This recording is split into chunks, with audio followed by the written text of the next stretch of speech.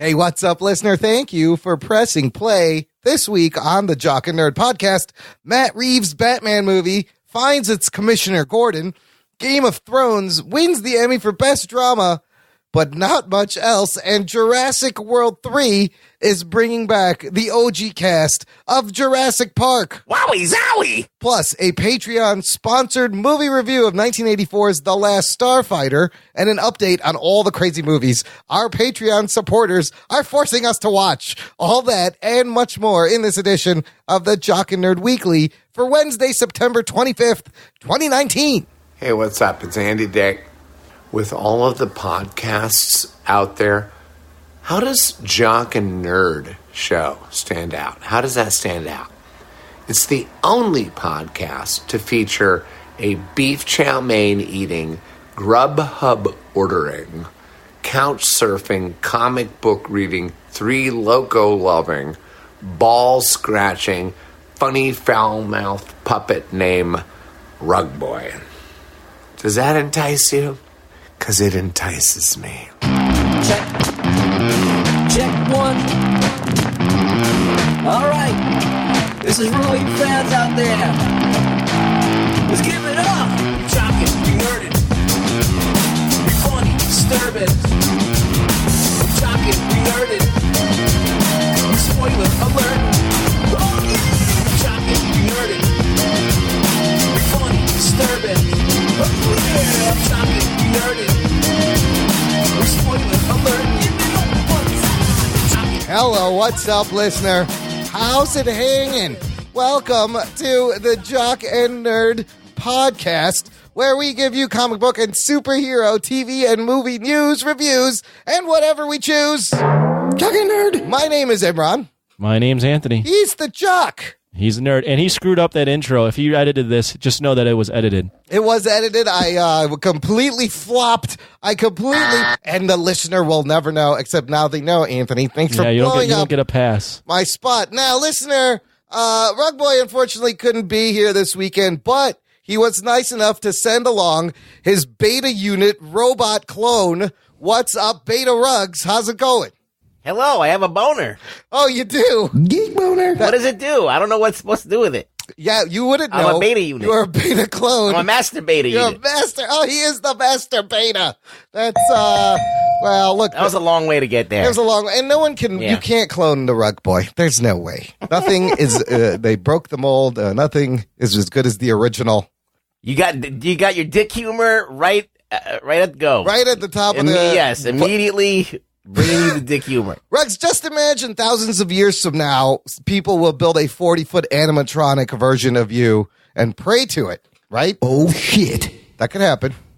Sure. Why not? Stupider things have happened. What do you think, Anthony? Rug Boy is going to be the leader of a religion? Where are we getting this from? I don't know. I was just... that was a really serious answer back. What are you doing?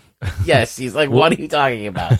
What is this? What reference is this? I have no idea. I'm just... Are you referencing when they worship the nuclear bomb in Beneath the Planet of the Apes? Is that what you're talking about? I also, for some reason... Or the giant King Kong in the yes. Dino De Laurentiis 1970s movie? I think that's what happened because I was watching Kong Skull Island on cable yesterday, and it made me think of the giant animatronic Kong. So I think they should do that with Rug Boy. Okay. All right. Get it done, future people. Let's get to the geek news. The Jock and Nerd podcast. Nobody does, Rug Boy. Nobody does. Oh, I know. What we're talking about is Matt Reeves' The Batman movie coming out 2021, starting to take shape a little bit more. We have Robert Pattinson, or R. Bats, right, playing Batman / Bruce Wayne in this new Batman solo movie. And now Hollywood Reporter reporting that Golden Globe and Primetime Emmy winner Jeffrey Wright is in talks to play Commissioner Gordon. Geek boner. Jeff Wright, best known from Westworld, and also he will be the voice of Uatu the Watcher in the Marvel What If animated series that will be on Disney Plus. This guy is a great fucking actor. I'll tell you that right now. That's right. I think this is further confirming that the old DCEU is dead. Obviously, because now they've recast Batman and Commissioner Gordon. Anthony, do you know Jeffrey Wright from anywhere? I know the name. I've seen him a little bit, but I'm going to default to you guys in terms of thoughts on this. I first saw this dude in this movie about Jean-Michel Basquiat, the painter. Oh, was it the movie called Basquiat? Was he in that? Yes. Oh, I saw think that. he played Basquiat. What?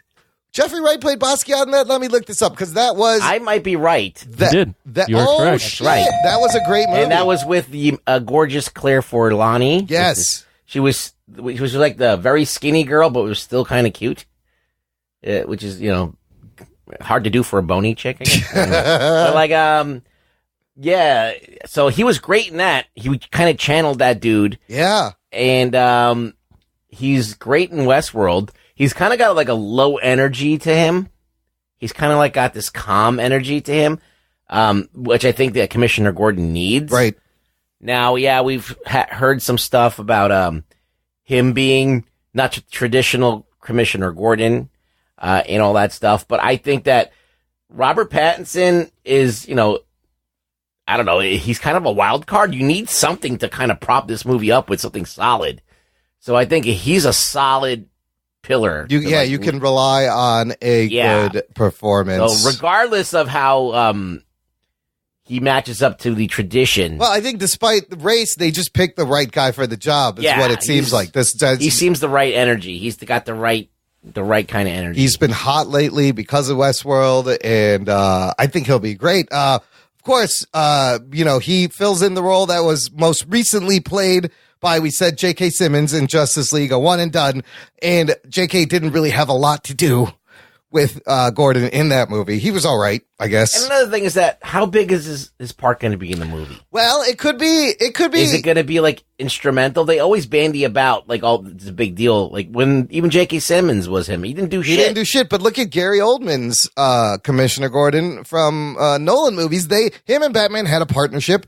They were. Well, that developed over 3 movies. Yeah, really. Yeah, and so this one isn't. It's the Batman's not going to be another sequel. This is like young Batman in his prime, with possibly him being this is commissioner be already.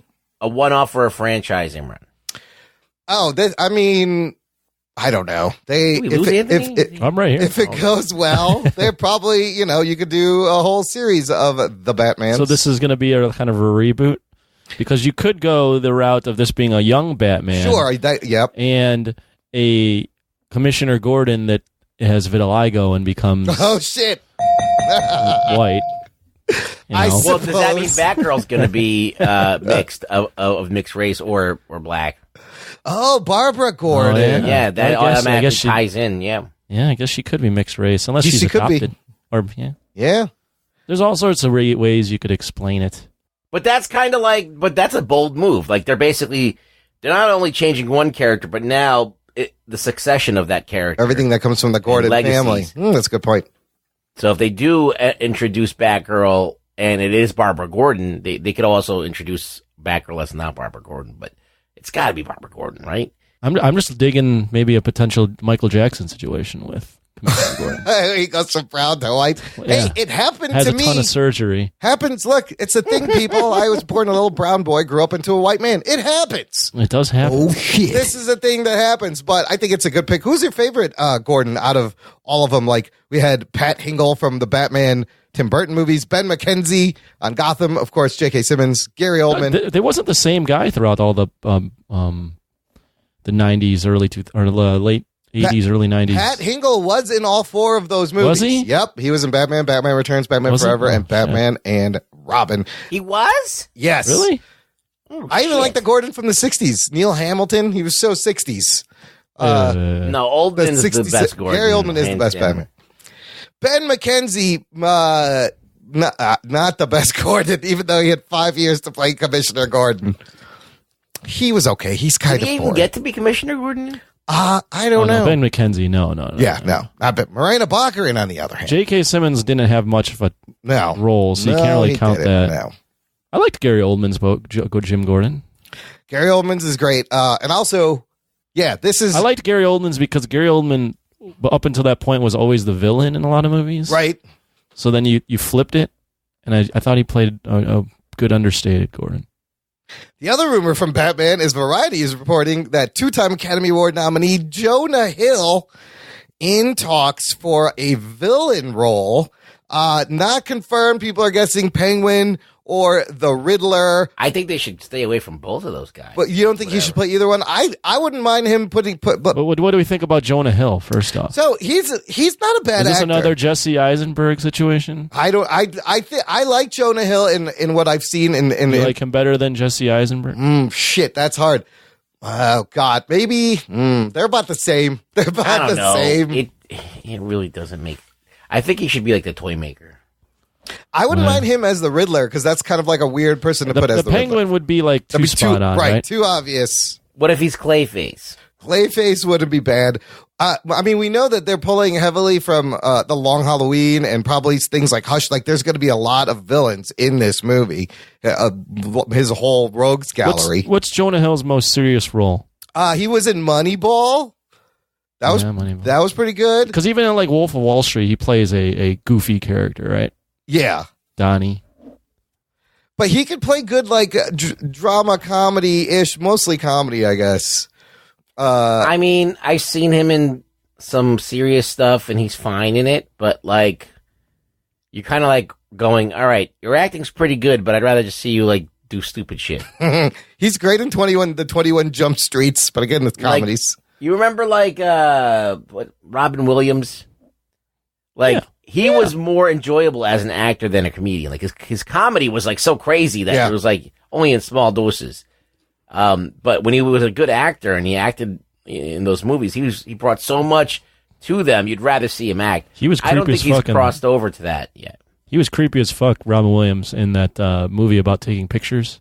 Was it Photo Booth? 1 hour photo. 1 hour 1 hour photo. Well, look, photo, dude, so a lot of the brilliant comedians, they have deep, dark things in them. And I think that they're more versatile than just straight drama actors. You think that, and then you watch like Adam Sandler and Click, and you're like, please don't do that.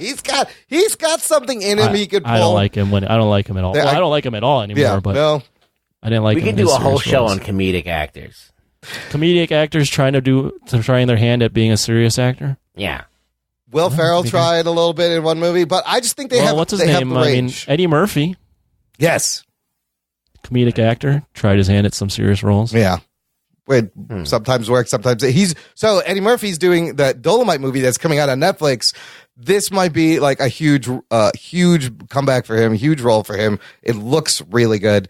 Back to the Jonah Hill thing, because Jonah Hill. this guy from Variety, Justin I am Kroll, intrigued by the Jonah Hill though. It's an interesting casting. I'm not sure if it's going to work, but I'm at least intrigued to see what they would put him. I mean, the cast is interesting already. If you have Pattinson and Jeffrey Wright and Jonah Hill, like, this is already an interesting. What kind of Batman movie is this going to be? Where are we going? Definitely distancing themselves from the Snyder universe, which is probably one of the big things they want to do. But Variety reporter Justin Kroll, apparently he tweeted that this offer to Jonah Hill, he's had it for months. It's been on the table. Apparently, Jonah Hill wants as much as $10 million to star in this movie, and Pattinson isn't even making half that. Some said he's making $4 to $5 million. So I was like, the balls on Jonah Hill. Well, he is a bigger name. He is the Than biggest the name, R. yeah. Pattinson. And it comes down to like your Jack Nicholson, Michael Keaton thing in the first Batman where you had to give Jack a lot more money. It's fucking Jack Nicholson. But so that's why this is stalled. So we'll see if they come up on the money. He can play the Penguidler. Penguin. He's a combination of the Penguin and the Riddler. Yeah, So there's this other article from Hollywood Reporter. It says how the Batman cast will shape a new Gotham. Watch, he's just like Cass as Joe Chill. Oh no, don't be Joe Chill. He's Bob the Goon and just gets shot. He's Joe Chill and transforms into the Joker later. No, and he shoots Bruce Wayne's parents. Yeah. This guy says if you look at Reeves' filmography, Matt Reeves loves making movies that have about partnerships and friendships and truces And at apes. times of war. You'd see it in Planet of the Apes and War of the Apes. So if you imagine Batman working with Commissioner Gordon and maybe Jonah Hill is Penguin or Riddler, or if the Penguin's a mob boss, they have to kind of have a truce and work together, but they're not on the same side kind of thing. But I'm sure there's going to be more villains. I just think it's going to be a smart Batman movie. You got Matt Reeves writing and directing. Yeah, I like Matt Reeves a lot. right? I think he'll bring a little bit of seriousness, and Jonah Hill could bring seriousness to the Riddler, possibly, maybe. I don't know. We'll see. Because the last Riddler, I mean, the guy playing Riddler on Gotham wasn't bad, but then you have Jim Carrey, just over the top cartoon Riddler. What does that outfit look like? I think the best Riddler would be the guy, what's his name? That got in big trouble, Kevin Spacey. Oh, Kevin Spacey. In his youth? Yes, from Usual It would've been Suspects. great. I was gonna say, Kevin he's probably a Spacey. little too old now. Well, I guess the Riddler's never really been a physically intimidating. No, villain. he hasn't. It's always mind games. Like a Kaiser Soze Riddler.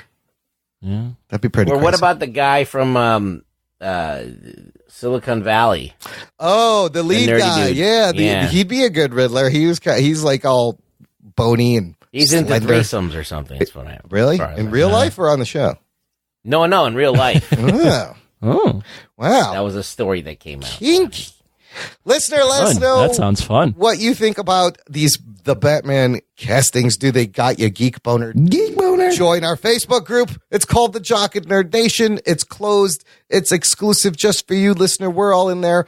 All of our awesome listeners are in there. Everybody gets to know everybody else. Rugs, you welcome some more people. Where can the people find you? This time, no, you're jumping to the end again. See you next shit. week. Oh, shit. He wants it to be over You want right it now. to be over. Just end this. No, Rug Boy, this time you're welcoming your friends that you welcomed. You posted, hey, welcome to these people. I'd love to have them. Who are their names? Read them off. Yeah, I like to welcome people with Don't weird exist. names. Yes, Yeah. that aren't real. So the first guy is first lady of the Yes. story. Oh, we got a woman. The lady. It's Yeah. a woman. Her name is Dixie Normus. Welcome, Dixie. Well, welcome, Miss Normus. And Normus. her friend, Howie Feltermuff. What did he do? Okay. Oh, that's Mr. his name. Filtermuff. Yes. And then Howie has a friend, Harry Paratestes. Oh, I used to live Oh. next door to a He's pair of Greek. testes. Yeah. We would go to Greek Town together. I believe it's And then, pronounced paratestes. Yes, if you Yes, want to, Greek. if you want to Yeah. get technical Yeah, about it. yeah. If you want to get testicle If you about want to get testicle about it. it. Yeah. And speaking of, Jesus, how many dick jokes can you make? lot, We have apparently. a Richard, but he likes to go by Dick Gazinia. Oh, what? Where? Oh, Dick, how you doing? Yes. And this is a strange one. Another woman, and her name is Mary Cohn. I don't know what that means. Is it supposed to be another language or something? What does that mean? I don't know. Mary? Someone write us in. Glad to have you. Mary Cohn. Yes. Rex, why don't you welcome the real person listener that Oh, there's joined a this real week? person Yes, that signed up? read the Oh. next name. Should I keep doing them? I think they're fucking funny. I'm going to run out. at some You point. will. Okay. I don't know what possessed me to do it, but I'll keep doing it. Welcome, De La Cruz Irvin. Hey, Hello. What's up, Yes. De La Cruz, Mr. Irvin? Do you know? Are you friends He's with? of the cross. I don't know this. I don't know this. I wonder person. if he's friends with Howie Feltermuff. They may be Well, related. Never know. Thanks. Dixie Normus is the person you Oh, really you know what? need to talk to. I might. I think I know. You know De La Cruz Irvin? No, I Sounds don't. like one of your Actually, buddies. never mind. Thanks for joining the group, and you too, listener, can join Jock and Nerd Nation. We love having you. Spread Yeah. the geekery. Spread the geekery like Costs nothing to join the fucking Facebook group. herpes. Moving on, the Emmys were on this past weekend. Anybody watch them? I did, and I was disappointed. did not. I did, and apparently not a lot of people did. I believe it had the lowest ratings it's ever had. They went hostless like the Oscars did. They were It like, was so boring. they're like, oh, fuck it. We don't need a host. The Oscars did It was not an event at all. It was And then when people went to go up to their awards, there was like this voiceover from some comedian. the guy from Reno 911. Yeah, that guy. And I was like, all right, this isn't, it's just not the time to do a joke. Dude, so I thought that guy was funny because he's doing a parody of an announcer and making like stupid parody jokes. But Ruggs, at one point, you hear him go, I'm not surprised nobody wants to do this. This sucks. And I don't think that was a line. That was like him actually just being, you could hear him say that. Like even he knew that it sucked. Yes, he did know it sucked. And it was it was a weird, like uneven, surreal, bizarre Emmys, I gotta say. But It was just absurd to have those lines during that moment. I don't know. I thought it was Like as they're accepting Yes, an award, as they're he's making a walking joke up. about them. I'm like, You're that's like- just, does that make sense? well, they don't hear the joke. Yeah. It's really weird. But Anthony, it should have Yeah. been a big night for Game of Thrones, right? Yeah. They had 32 nominations, Emmy nominations Okay. this year. A week earlier, they won 10 Creative Arts Emmys for stuff they should have, like set design, costuming, special effects, yada, yada. But during the show, they only got 2 of the 14 awards that were nominated for. One of them being Best Drama. Okay. Which, you know, given the state of the last season, not surprising. The show's over. And then the other one, Peter Dinklage, winning his 4th Supporting Actor Emmy, which is a record for Tyrion Lannister. So everybody else got snubbed. Other people that were up, they got nothing. Emilia Clarke, Kit Harington, Nikolai Coster-Waldau, Gwendolyn Christie, Ralphie Allen played Theo. None of them got anything. Benioff and Weiss were nominated for writing and directing. Did not win either one. The Emmys are yearly, right? Yes. Yeah, so it's not a lifetime achievement award. It's for this year in television. So yeah, I mean, but makes sense to me. I think it's surprising that they only got the 2 and this was the worst season. Yeah. I kind of want to watch it. They've got them in the past, again. right? Or no? Yeah, have they won in the past? They've won 50 Emmys. It's a world record. Yeah, so they're the fine. Show's won 50 total Emmys. They're good. They should be happy with what they got. Is basically don't be sad. Don't be sad about that. It's curious because Gwendolyn Christie had to nominate herself. HBO didn't even nominate her, and she submitted herself and got the nomination. Is there any worse? I mean, the Emmys suck. Why are we talking about the Emmys? I don't know. I just thought because Game of Thrones was supposed to sweep up, and it didn't. Well, we love TV. Yes. Do we? I love TV. Yeah. I mean, like Netflix is TV. We watch Netflix. I think that stuff gets on the Emmys now, right? Black Mirror Bandersnatch won Best Television Movie. Yeah. Amazon and Netflix showing up big with lots of wins. So it's interesting that it's all turning to streaming. These streaming shows are now award-winning shows. And this fucking show Fleabag on Amazon just beat everything. I read a article, and kind of not to do with the Emmys, but more to do with TV, where TV season, the execs at like CBS, NBC, ABC, maybe even like Fox to a certain degree, are still like this is still the start of TV season. Like they still haven't learned from streaming that just release a show whenever. There's no more season. No, exactly. But it just all those keeps channels going. Still do that, where they invest a shit ton of money in pilots, run a bunch of pilots out there, and then decide from there what's going to go and what isn't. And most of those shows just run for like a couple episodes and then die. That is the old model, and fall TV and it still happens. Is huge. Like this week, 13 new shows started. And that's crazy. How are you supposed to keep up with any of this? Like, why are you still? If you're a network, just put it out. Put it out some other time. Yeah. Why go up against 12 other shows, 13 other shows? So you have to pay attention to programming and not go up against certain shows. And it was like the thing for a long time. Nobody wanted to go up against anything on NBC on Thursdays. They own Thursdays, so you can't. Why even bother? But it is a weird model. Emmys. Yeah, the Emmys. Yeah. I read the reason that article came up is because the Emmys were on. It was like the Emmys always are around the time when fall starts up because that's the end of the last TV season. Yeah, that's when it's like now there is no TV season with streaming. No, there really isn't, and so it throws things off with the Emmy nominations because you have the year, and so like a show that doesn't put out a show on a season has to wait a whole nother year. And like, is it, do people still remember it? Game of Thrones always won later but you're right. Now Netflix you just put it out there. Put it out. Just roll it out. What do you got to lose? Do the whole thing. Make a show about Vision called C and put it out. We're doing that. Make a show with Vision and Wanda. Call it WandaVision. Put it out. Yeah. We're doing that too. Apple TV. I hope you got much more. MTV. I don't know. MTV. Does anybody still watch the cock? Oh, the Peacock's coming, people. Save your money for the cock. We're going to watch all these shows on the cock. I'm going to stream that. I'm going to watch Punky Brewster on the cock. So I got to do. The other thing that's out is Spider-Man Far From Home on digital download. I bought it because I just wanted to buy it. Of course you did. And I watched it again, and it's a fun movie. It's a lot of fun movie to watch. I love this movie. I love this movie. Oh my God, it's still just as good. A lot of great Easter eggs. A lot of great extras you get. Like, remember in the trailers, there was that scene of him taking out robbers in a restaurant. We didn't get that in the movie. So there's this whole bit called Peter's to-do list, and I think you can probably get it online now. It's all the stuff he has to do before he goes on his trip. that scene is in there, and there's a lot of great little featurettes and extra scenes and deleted scenes. Good package. But the reason I bring that up, spoilers, listeners. Spoiler alert. For the end of that movie, if you haven't seen it, the credit scene where J.K. Simmons pops up as J. Jonah Jameson again in the MCU, and he's part of the dailybugle.net, a tabloid website. Well, they have launched today, Sony Pictures, the dailybugle.net. You can go there. It's a website. Right now, there's not much on there. There's a story headline, Night Monkey, Foreign Hero, or Yet Another Mass Menace. There's the Blip blog. But you guys listen to this 30 seconds of J.K. Simmons, possibly something they would film for the movie, just ranting about Spider-Man. It's so good. I have not watched it. I'm going to play it. J. Jonah Jameson here.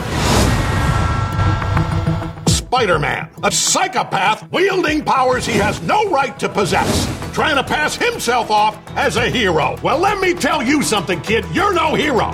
Mysterio, that's a hero. You are a criminal, a miscreant, a masked marauder, a menace. Thanks for watching. Don't forget to like and subscribe. Ding! I love that. Don't forget Kind of got it's kind of got the twinge of the old J. Jonah Jameson from the Raimi movies, but then Yes. also the Alex Jones. Alex Jones. And- type. That's right. And then this whole YouTube generation where you have to be like and subscribe and hit that bell for notifications every 5 minutes. Fucking pitch perfect. I love J.K. Simmons. Hopefully we get to see more of him in whatever Spider-Man shows up in next at Sony, I guess, or wherever he's going to end up, or whatever happens. No one knows. Someone give me pictures of Spider-Man. He's so good. Do it. Another announcement that broke today, Jurassic World 3, guys. Yeah. We're excited for this, Colin Trevorrow. They are bringing back Laura Dern, Sam Neill, Jeff Goldblum in key roles. Oh, shit. This time because they lied last time when they said Jeff Goldblum was going to be in the movie. He was barely in that He's movie. not in the movie. He's around the movie for like a minute. But now Colin Trevorrow promising that these three coming back. But, after the last one, which, again, I was just watching on cable, the bar is set so low that I feel he's like, remember when the Jurassic World Park movies were good? We're bringing those people back. Yeah. Sounds like a good idea. It's going to be...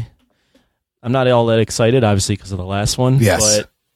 But, I'm curious to see how they're writing in all these characters. Yeah, why What would they be doing? Why would they want to have anything to do with dinosaurs? It was even anymore? a tough sell to even have the characters from Jurassic World come back. Right. You're like, Fallen what? Kingdom. Why? What is the point? Well, and You go through some sort of like traumatic experience on this island with the dinosaurs. You're not coming back. No, you're like, fuck that place. But Battle at Big Rock, which we talked about last week, was pretty good.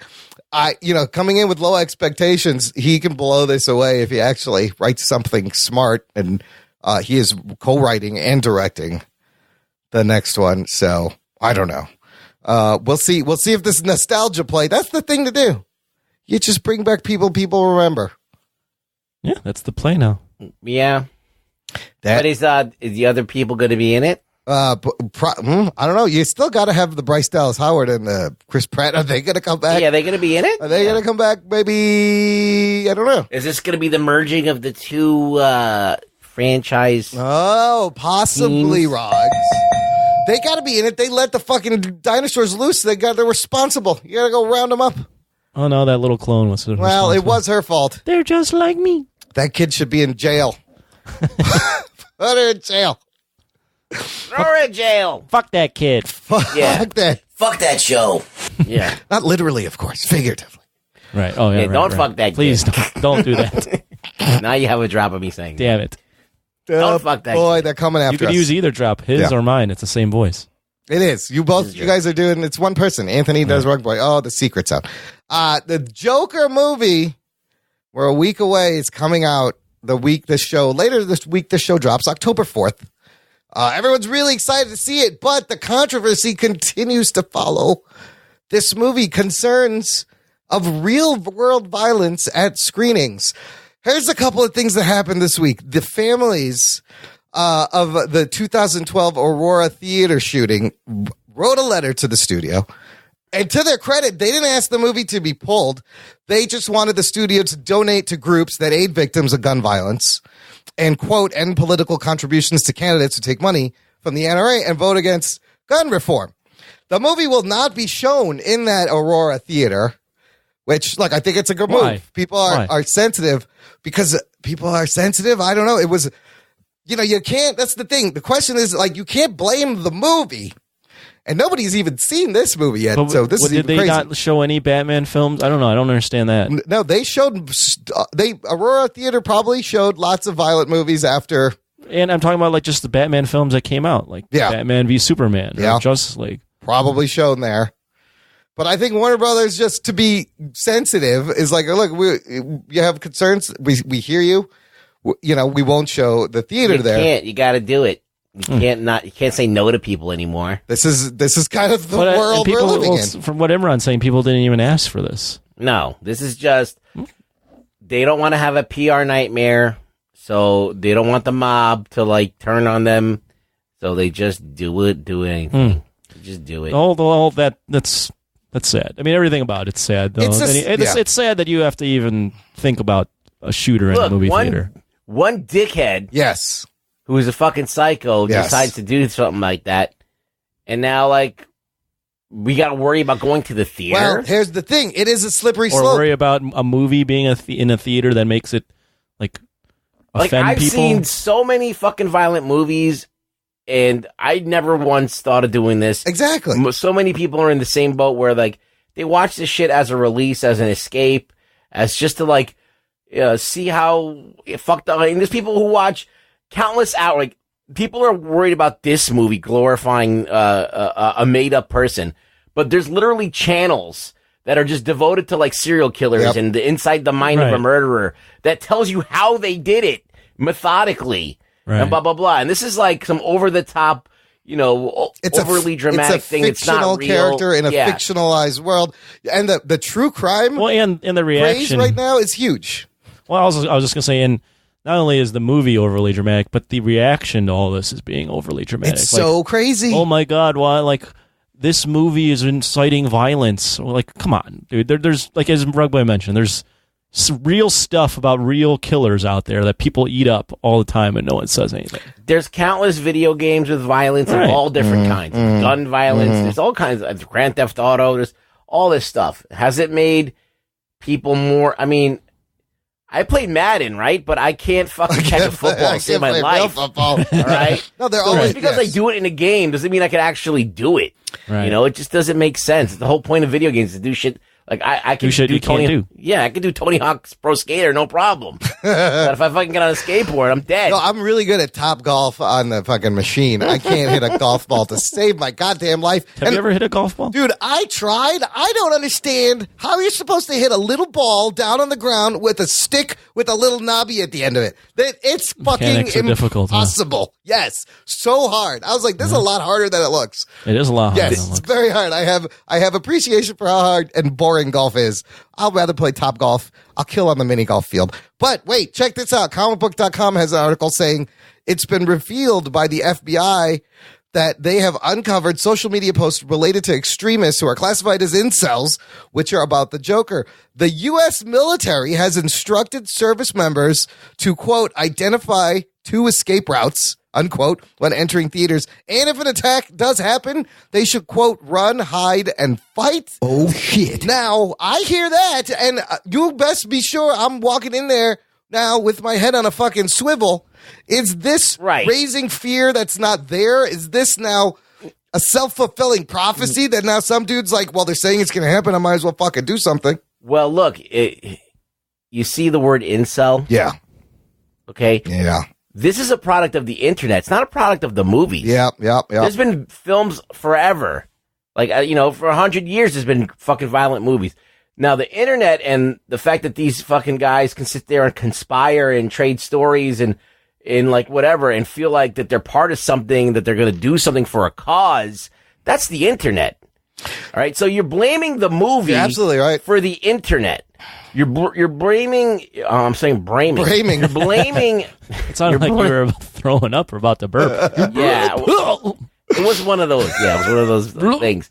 But you're blaming something else when it's actually the internet, and it's actually a bunch of people giving people like a place to sit there and be negative and whatever. So I don't know. This whole art form is being punished because people are too dumb. That's all. That's all it is. No, this whole conversation is just kind of sad. It is. No, this was my thought. It's sad and it's scary. And I remember after the Aurora incident, I went to see The Dark Knight and I was a little trepidatious. I was a little more alert. But as happens in times when that happens, like the first time you're really alert, and then every movie after that, I forgot. I didn't give a fuck. Well, when you're in New York, yeah, something's always happening. Right. There's a horrible fucking accident every fucking day. Yeah. There's fucking shit exploding every fucking day. There's things on fire every day. And, there's a potential for a terrorist threat every fucking day that you walk the streets of New York. And I'm wondering about, now the rest of America gets to feel what New York feels like every day. I mean, this is the world we live in. Are people actually going to be too scared? Let me play for you a clip of Todd Phillips commenting on this, and I want to hear your thoughts based on what he said. Do you understand at least why people might be a little scared going into it? I mean, I think that, Aurora is obviously a horrible, horrible situation, but even that is not something you blame on the movie. And quite frankly, if you do your own research about Aurora, that gentleman wasn't even going in as Joker. That was misreported. His hair was dyed red. He was having obviously a mental breakdown, and there's something horrifying about it, but it wasn't related to it outside of the fact that it happened at a movie theater. But this is not the thing that the movie is trying to represent. This is not the movie still takes place in a fictional world. It can have real world implications, opinions, but it's a fictional character in a fictional world that's been around for 80 years. The one that bugs me more is a toxic white male thing. When you go, I just saw John Wick 3. He's a white male. He kills 300 people, and everybody's laughing and hooting and hollering. Why does this movie get held to different standards? It honestly doesn't make sense to me. Does he have? Because the internet's they're creating this problem. Yeah. These people need articles to make clicks. They know that the Joker is one of those things that has rabid fans that they're going to get amped up. John Wick fans, not so much. So the internet's using this to make clickbait articles to get people all riled up, to get people to click on their shit. And this is incumbent on internet, social media companies and the culture of having to make people click on things. And that's why our news is fucked up. Yeah. That's why everything is fucked up. So, I mean, I hate to sound like the old asshole in the room, but I'm fucking right. Oh, shit. Right? And so that's what it is. It's like this problem doesn't really exist. It's that they're creating it. Remember that movie Falling Down with Michael Douglas? Yeah. Kind of the same thing. No, I don't remember that. It's about a white guy who has a mental breakdown and just tears through the city and terrorizes kind of people. There was no outrage about that because there was really no internet. Todd Phillips actually brought up a great point. Yes. I really like that answer. Like, there's movies about white men shooting up rooms every fucking day of the year. The 80s was built on masculine white motherfuckers just taking the law in their own hands and killing people, and everyone enjoyed that. Now you have it flipped with a character that everyone loves, and people are freaking out. It's a totally made up thing. Death Wish and Scarface, and what's more made up about it is people are trying to like link the Aurora shooting to like this thing, and it's like You're just searching for trouble. It's unfair. That tragedy was it was horrible. Yeah, it's horrible. That's a tragedy. It's unfair. That's a tragedy. Yes. That tragedy has nothing to do with this movie. Exactly. The movie's being unfairly targeted.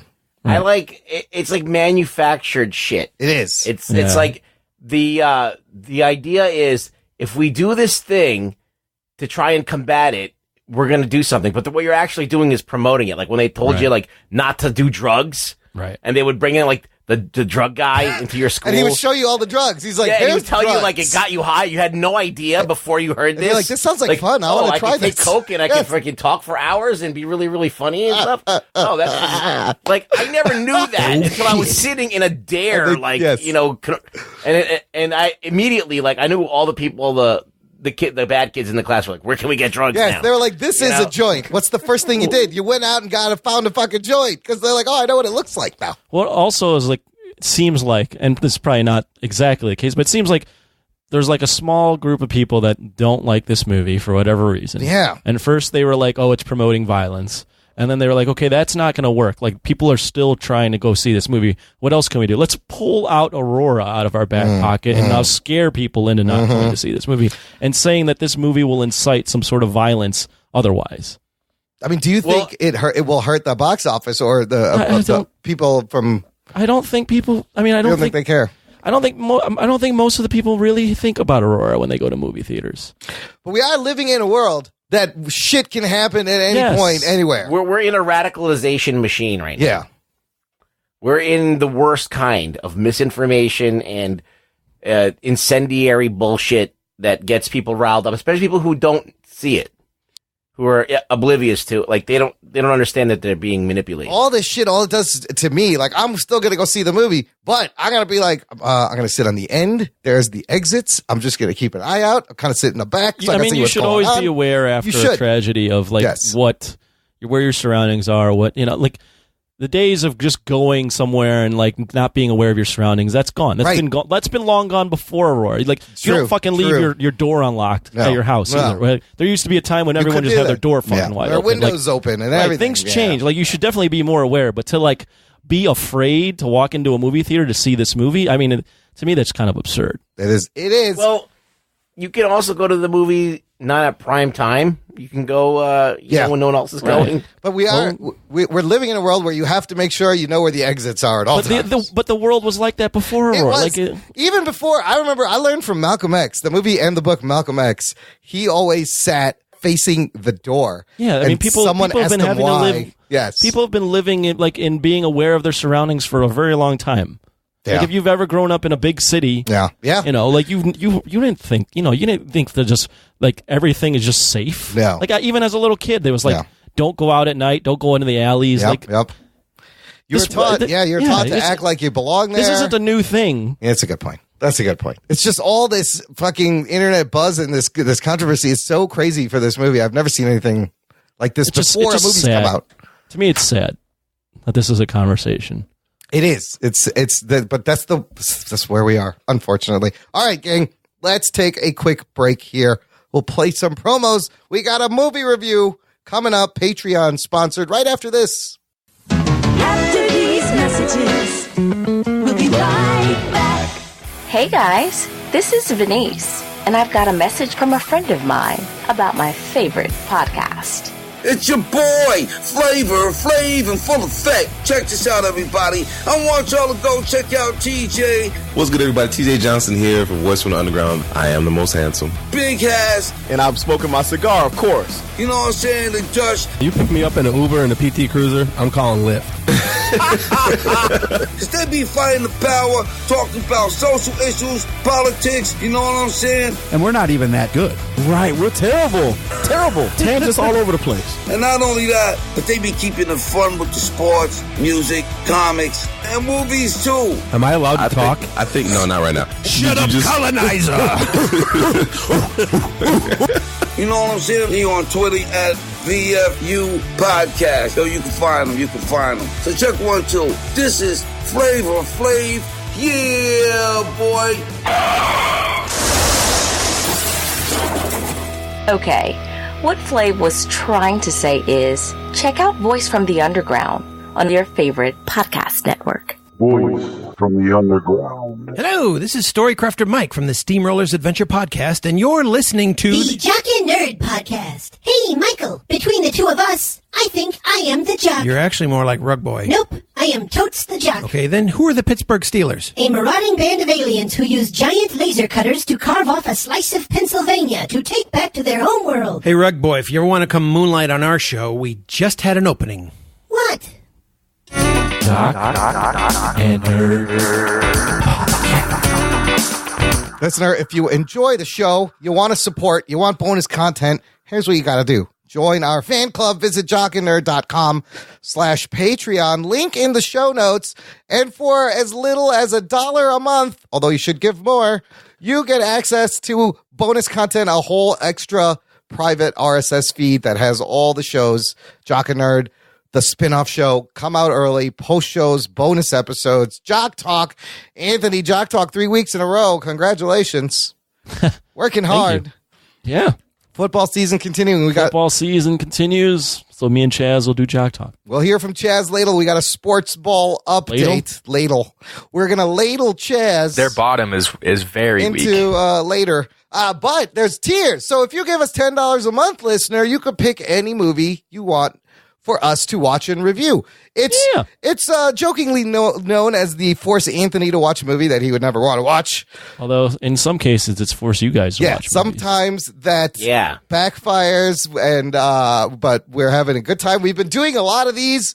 We're running through them, and the deal is now, if you've been with us more than a year, and we've done your movie, you get to pick a second movie, and I have a bunch of updates. So after the review, I'll give you all the... We got new movies. Oh, we got new movies, and they're a great list of movies and some great comments from our Patreon supporters. I had a big boo-boo last episode. I have to apologize. I heard about this. I had a boo-boo, too. I didn't watch the guy's movie. Yes, your first boo-boo was you didn't watch David Zika's movie. We did, listener... David Zika picked Reign of Fire, and I, for some stupid reason, said he was not on the Patreon. That's a big fuck up right there. Why'd you say that? I don't know. I got confused. How would his movie have gotten on there? Well, because I was explaining there are other ways to get on there, and this movie is the movie we're going to do. I'll explain.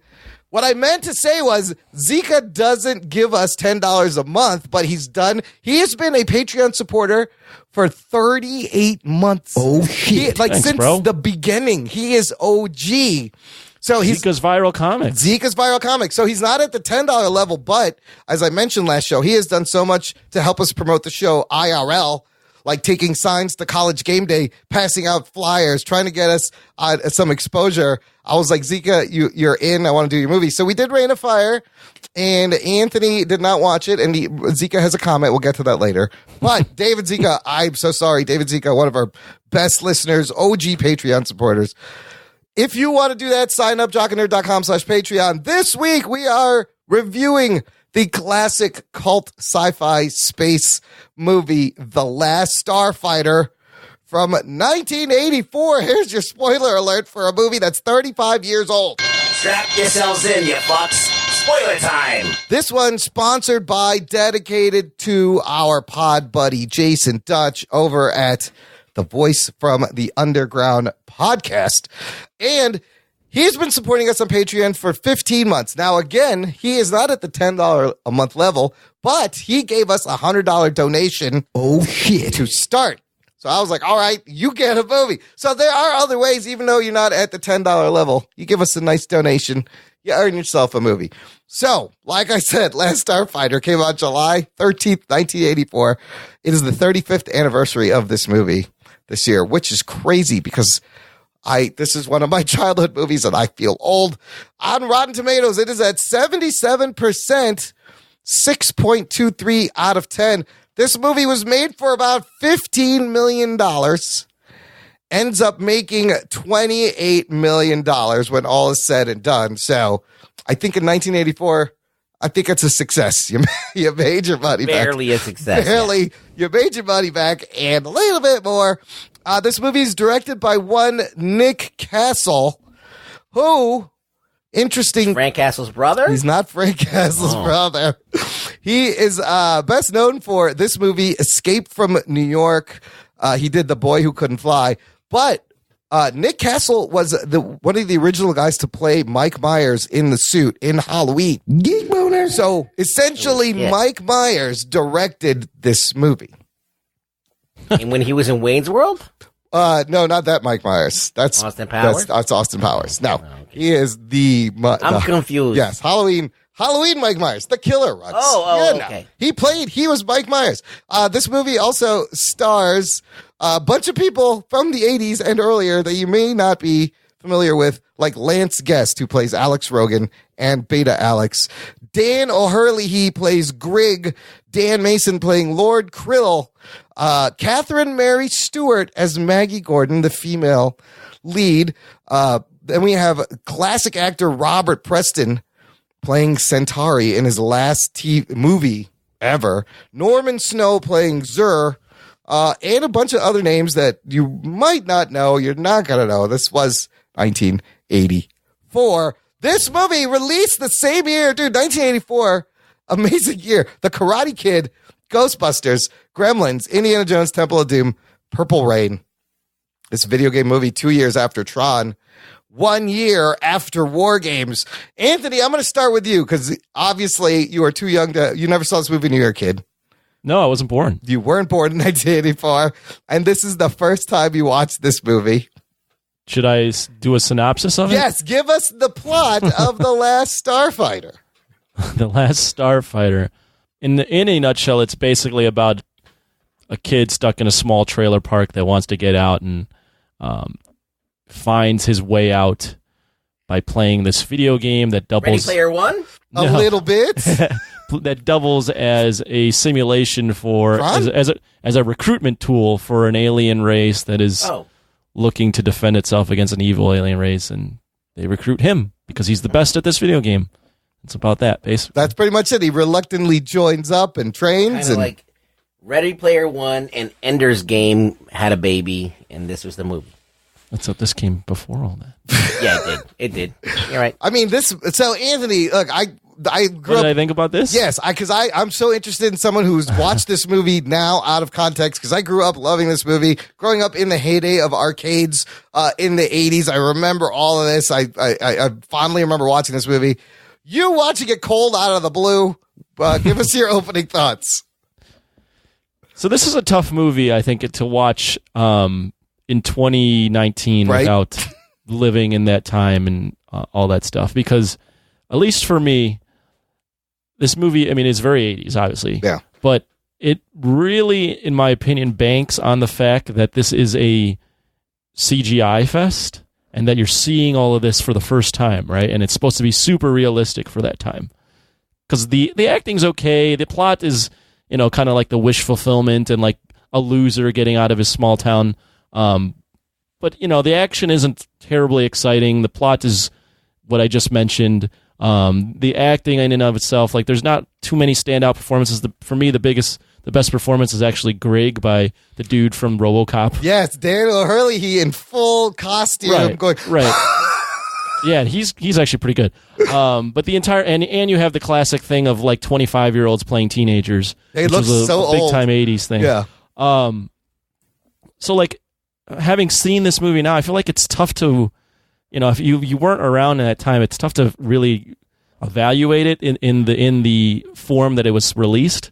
So for me, it's not, it doesn't hold up because the movie banks on the fact that this is the first time you're seeing a lot of these battles with this kind of technology. And at the time, it was pretty impressive. Right. So my view is going to be very skewed on this movie because there's not a lot else, in my opinion, that is carrying this movie other than the fact that you're in space and you're reliving this video game on screen.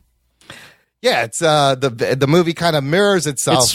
It's like Ready Player One. It's a lot like Ready Player One. 35 years a little earlier. bit like Tron. I mean, it's not the most original. It's the sword. Well, it is for its time. Yes, for the time. Very original. To have a movie where an arcade game is the focus in '84, like that was huge. Ruggs, did you watch this movie growing up a lot? Did you enjoy it, or what's your relationship with this movie? What'd you think? Tron came out first, by the way. Tron came out 2 years ago. I watched everything as it came out. Yeah. And it wasn't one that I went back to for some apparent reason. And I think I just like Star Wars a lot more. Well, it is a Star Wars light. And I like Tron a lot more. Yes. So I was like, okay, I don't need, it's like Mac and Me. Like, you don't. Yes, which is just the wannabe like E.T. Right, or, exactly. You don't need Mac and Me.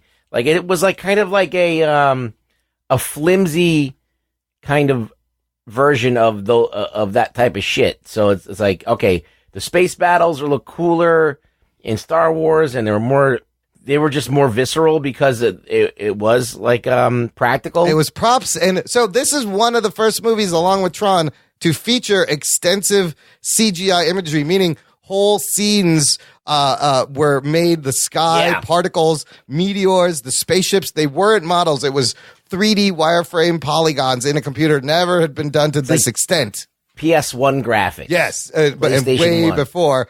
Super glossy.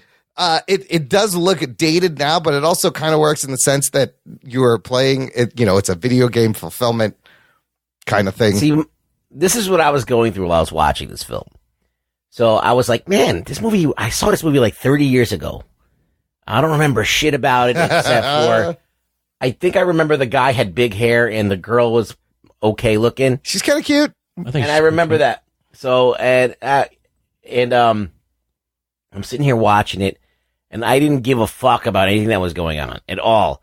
The only thing that really kept me entertained was the 80s-ness of it. Yes. Was the fact that a PG movie could have a kid looking at Playboys, and sex humor in it, and innuendo about getting laid, and then they're making out, at the point, and some girls, like, yelling at a guy for, getting too handsy. And I'm like, this is a PG movie. I love the 80s. Well, they didn't even have PG-13 at the time. Like PG-13 was a PG movie. This was just before PG-13. It probably would have gotten the PG-13, but definitely. This is what you could do in PG movies. The kid could go, "What the shit?" Yeah, there was a lot of and there's a lot of cursing, kind in of disturbing, scary moments if you were a kid. Also, it was horrifying in some parts. There's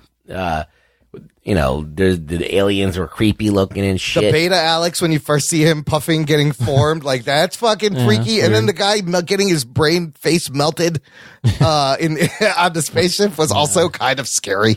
I just was. On one hand, I was like, "Oh, there's a lot of crazy ass creatures in this," and on the other hand, I'm like, "They're very bad." I'm like, "They're not the great." I mean, some of them were okay if they were shot correctly. Yeah. But they were like shot and like they were bathed in like fluorescent light, which looks horrible. Well, yeah, fluorescent light is never flattering. I'm like, even the lenses that they used and the quality of the film and the frame rate that they used didn't add believability. Like, you can shoot that stuff atmospherically to make it look like more like magical, and they didn't do it. They just did it. They kind of like did it like a TV guy would direct it. Like, just absolutely. Completely like a TV mode. Yeah. Like low budget TV, camera moves and setup and the lenses and everything. Exposure was all like kind of like off, especially in the space stuff. They could have made that look a whole lot better. I don't know. Part of me thinks that they did it that way so that it would match the CG. Oh, the CG was like so sterile that they needed everything else to be sterile. Well, they had to. They were running out of time on the CG, so they had to pull back some of the. That's why things look smooth, and the mountain looks like melted ice cream with the bases, and everything's glossy. They had a lot more details. The guy who I kind of love the design of the Gunstar, the Starfighter ship. The guy who designed that, his name is Ray Cobb. He had worked on Star Wars and Alien, and there's a ship in this movie that was an unused design from Alien that he put in this movie. So I love the combination of like the practical effects and these crazy first time special effects. It is it's a sword in the stone kind of story, right? Like King Arthur, like the Centauri put the game there when he wasn't supposed to. Earth is not part of this deal, and to extract a hero. But Ruggs, I love the 80s-ness of this. Like in the beginning when he's about to get the high score record, and the whole trailer park just is excited. Yeah, so and unrealistic. There's like old women cheering and they're all into it. And this dude's like, I don't even know what he's doing. This is great. He's like, come on, Alex is going to get the high score. And then everyone shows up. Why does anyone give a fuck? Why? And it's just like this one random game. I love the space DeLorean car that Centauri rolls up in. Robert Preston. Well, that guy's been acting since the 30s. This is kind of a tribute to Music Man. He was a Music Man. I thought he was very charismatic as Centauri.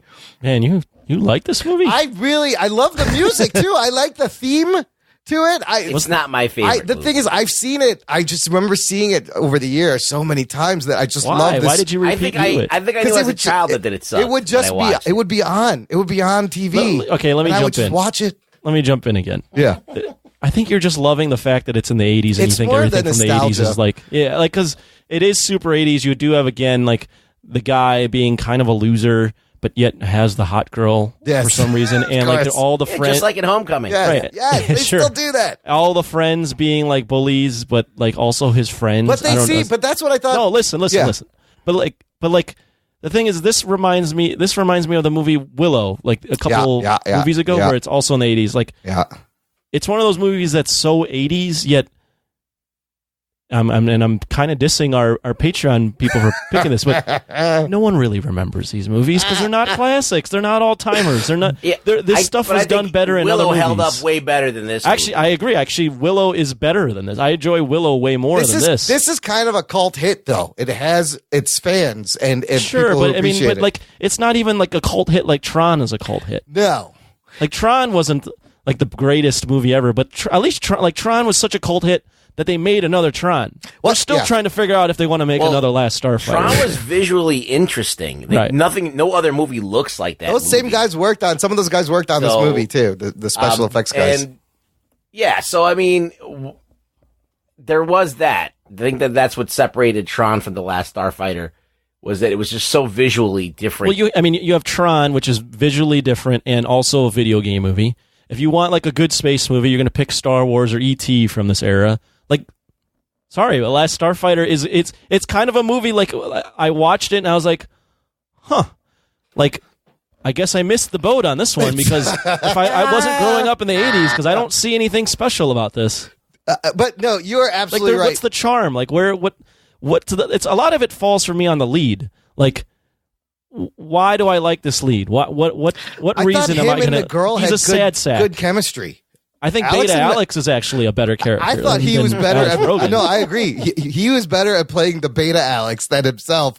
In fact, in screen tests, people love that, and they shot more and added it in, which is why he's wearing a shitty wig towards the end of the movie. All those cut-ins when it's going back and forth. I thought Alex and Maggie had pretty good chemistry, but you're right. It's strictly the nostalgia for me. It's the fact that there was arcades everywhere, and that's why you can't trust Imran's and they picked a video game in '84 when not a lot of it was very popular. Arcades were everywhere. Sure, up until this point, you had great games like Pac-Man and Defender, Donkey Kong. I all was that shit was waiting out. to hear what Rug Boy said because I was like, did I just miss it? Like, should I have just grown up in the '80s? Because this didn't like capture me. Even Willow, I was like, oh, this is kind of fucking weird. Willow's like, got there's magic in Willow. There's a little, there is magic. There is in magic that. in Willow. Yes, there's a couple of times where like, hey, you know what? This is fucking charming the pants off of me right now.